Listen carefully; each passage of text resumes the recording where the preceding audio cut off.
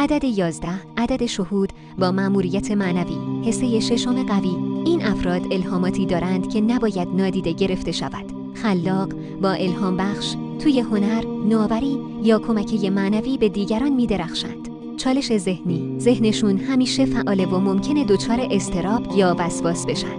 نیاز به تعادل، باید بین دنیای درونی و واقعیت بیرونی هماهنگی ایجاد کنند. عدد 22 یک عدد استادانه در علم عدد شناسیه. بهش لقب معمار بزرگ میدهند چون قدرتی عملیاتی بالایی برای تحقق رویاها داره. توان فوق‌العاده در ساختن رویاهای بزرگ را داره. مسئولیت پذیری شدید در مأموریت زندگی داره. رهبری با الهام درونی و چشمانداز دقیق، توانایی مدیریت پروژه‌های بلند پروازانه و الهام بخش را داره. عدد 33 بالاترین ارتعاش معنوی رو داره و نماد عشق، ویژگی‌های کلیدی، توانایی الهام بخشی عمیق به دیگران داره. عشق بی‌مرز، همدل بودن و شفابخشی داره. مأموریت معنوی برای خدمت به انسان‌ها را داره. قدرت بیان بالا، آموزش و هدایت معنوی را داره. حساسیت بالا به دردهای اطرافیان و تمایل به کمک را داره.